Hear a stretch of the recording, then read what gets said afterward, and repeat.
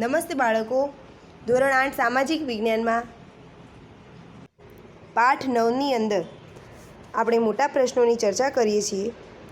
આજે આપણે અહીંયા કેટલાક પાત્ર કુંવરસિંહ અને રાણી લક્ષ્મીબાઈ વિશે વાક્યો આપેલા છે તે આપણે સમજીશું.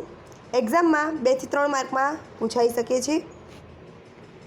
સૂચના છે, નીચેના પાત્રો વિશે 5 થી 7 વાક્યો લખો. જેમાં કુંવરસિંહ વિશે સૌપ્રથમ આપણે જોઈએ. કુંવરસિંહ બિહારના જગદીશપુરના જાગીરદાર હતા. હા બાળકો, કુંવરસિંહ બિહારના જગદીશપુરના જાગીરદાર હતા. તેમણે બિહારમાં ઈસવીસન 1857ના સ્વાતંત્ર્ય સંગ્રામની આગેવાની લીધી હતી. હા બાળકો, તેમણે બિહારમાં ઈસવીસન 1857ના સ્વાતંત્ર્ય સંગ્રામની આગેવાની લીધી હતી. એ સમયે તેમની ઉંમર 70 વર્ષની હતી. બાળકો, કુંવરસિંહની ઉંમર તે સમયે 70 વર્ષની હતી. તેમણે એક નવયુવાનની જેમ અંગ્રેજોનો સામનો કરી તેમને નાની મોટી લડાઈઓમાં હરાવ્યા હતા. હા બાળકો, અંગ્રેજોનો સામનો કરીને તેમને નાની મોટી લડાઈઓમાં હરાવ્યા હતા. એકવાર યુદ્ધમાં કુંવરસિંહના કાંડામાં ગોળી વાગી. ઘાનું ઝેર સમગ્ર શરીરમાં ફેલાતું અટકાવવા તેમણે જાતે જ પોતાની તલવારથી હાથને કોણીમાંથી કાપીને ગંગા નદીમાં પધરાવી દીધું. હા બાળકો, ઘાનું ઝેર એ શરીરમાં ફેલાતું અટકાવવા માટે તેમણે જાતે જ પોતાની તલવારથી હાથને કોણીમાંથી કાપીને ગંગા નદીમાં પધરાવી દીધું. ઘાની પીડાથી કુંવરસિંહ એપ્રિલ 1858માં મૃત્યુ પામ્યા. પરંતુ એ પહેલાં તેમણે પોતાનું જગદીશપુર અંગ્રેજો પાસેથી જીતી લીધું હતું. હા બાળકો, એ પહેલાં તેમણે પોતાનું જગદીશપુર અંગ્રેજો પાસેથી જીતી લીધું હતું. ત્યારબાદ રાણી લક્ષ્મીબાઈ વિશે 5 થી 7 વાક્યો લખવાના છે. લક્ષ્મીબાઈ એ ઝાંસીના મહારાણી હતા. હા બાળકો, લક્ષ્મીબાઈ એ ઝાંસીના મહારાણી હતા. તે મહાન વીરાંગના હતા. અંગ્રેજોએ તેમના દત્તક પુત્રની ગાદી ઉપરનો હક અમાન્ય કર્યો અને ઝાંસી ખાલસા કર્યું. હા બાળકો, અંગ્રેજોએ તેમના દત્તક પુત્રની ગાદી ઉપરનો હક અમાન્ય કર્યો અને ઝાંસી ખાલસા કર્યું. આથી લક્ષ્મીબાઈ એ સ્વાતંત્ર્ય સંગ્રામમાં જોડાયા. તે સ્વાતંત્ર્ય સંગ્રામના એક બાહોશ નેતા હતા. બાળકો, રાણી લક્ષ્મીબાઈ સ્વાતંત્ર્ય સંગ્રામના એક બાહોશ નેતા હતા. અંગ્રેજ અધિકારીઓના મતે રાણી લક્ષ્મીબાઈ ઈસવીસન 1857ના સંગ્રામના આગેવાનોમાં શ્રેષ્ઠ સ્ત્રી નેતા હતા. હા બાળકો, રાણી લક્ષ્મીબાઈ એ શ્રેષ્ઠ સ્ત્રી નેતા હતા.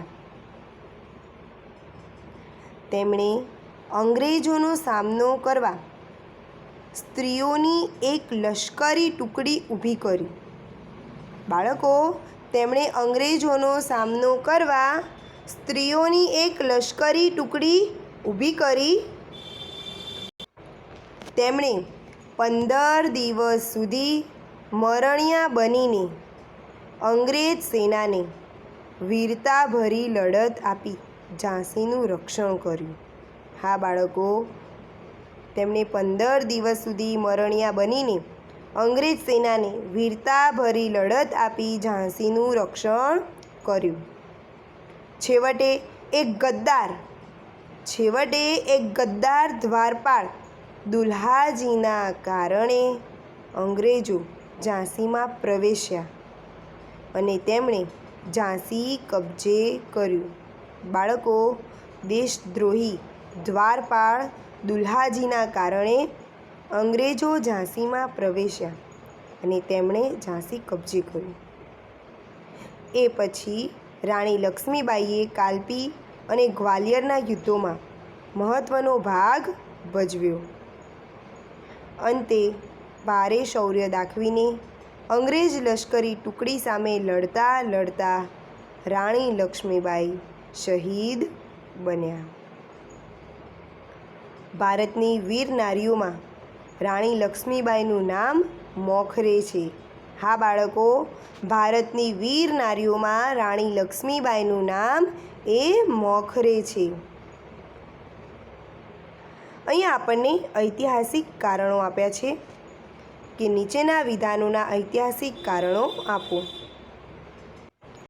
પહેલું છે, ભારતીય સૈનિકોએ એનફિલ્ડ રાઇફલોનો ઉપયોગ કરવાનો ઇનકાર કર્યો. તો બાળકો, ભારતીય સૈનિકોએ એનફિલ્ડ રાઇફલોનો ઉપયોગ કરવાનો ઇનકાર કર્યો તેનું કારણ આપણે સમજીએ.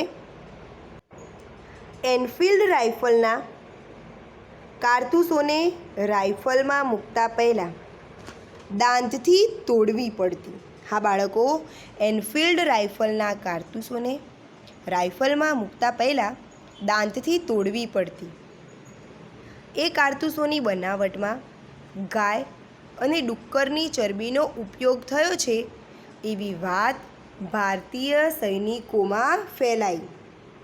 બાળકો, ભારતીય સૈનિકોમાં વાત ફેલાઈ કે કારતૂસોની બનાવટમાં ગાય અને ડુક્કરની ચરબીનો ઉપયોગ થયો છે. હિન્દુઓ માટે ગાય પવિત્ર છે અને મુસ્લિમો ડુક્કરને અપવિત્ર માને છે. તેથી તેમનું માંસ તેમને માટે હરામ હોવાથી બંને કોમોના સૈનિકોએ એનફિલ્ડ રાઇફલોનો ઉપયોગ કરવાનો ઇનકાર કર્યો. હા બાળકો, ગાય એ હિન્દુઓ માટે પવિત્ર ગણાય છે અને ડુક્કર એ મુસ્લિમો ડુક્કરને અપવિત્ર માને છે. તેથી તેમનું માંસ તેમના માટે હરામ હોવાથી બંને કોમોના સૈનિકોએ એનફિલ્ડ રાઇફલોનો ઉપયોગ કરવાનો ઇનકાર કર્યો. ત્યારબાદ બીજા નંબરનું કારણ આપ્યું છે, મંગલ પાંડેને ફાંસી આપવામાં આવી. અથવા તો એમ પણ પૂછાઈ શકે કે મંગલ પાંડે ઈસવીસન 1857ના સ્વાતંત્ર્ય સંગ્રામનો પ્રથમ શહીદ બન્યો. તો ચાલો બાળકો આપણે સમજીએ. 29 માર્ચ 1857ના દિવસે 29 માર્ચ 1857ના દિવસે બરાકપુરની લશ્કરી છાવણીની એક પલટનને દાંતથી તોડવાના કારતૂસોવાળી એનફિલ્ડ રાઇફલો આપવામાં આવી. હા બાળકો, દાંતથી તોડવાના કારતૂસોવાળી એનફિલ્ડ રાઇફલો આપવામાં આવી. મંગલ પાંડે નામના એક સૈનિકે એ રાઇફલને વાપરવાનો ઇનકાર કર્યો. બાળકો, મંગલ પાંડે નામના એક સૈનિકે એ રાઇફલને વાપરવાનો ઇનકાર કર્યો. આથી મંગલ પાંડેની ધરપકડ કરવાનો હુકમ કરવામાં આવ્યો.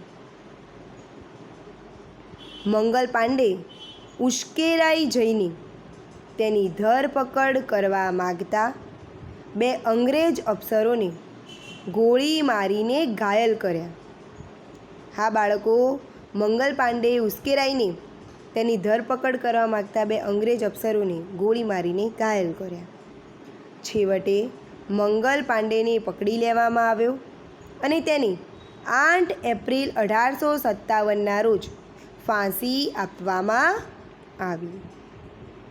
તો બાળકો, આમ મંગલ પાંડે ઈસવીસન 1857ના સ્વાતંત્ર્ય સંગ્રામનો પ્રથમ શહીદ બન્યો.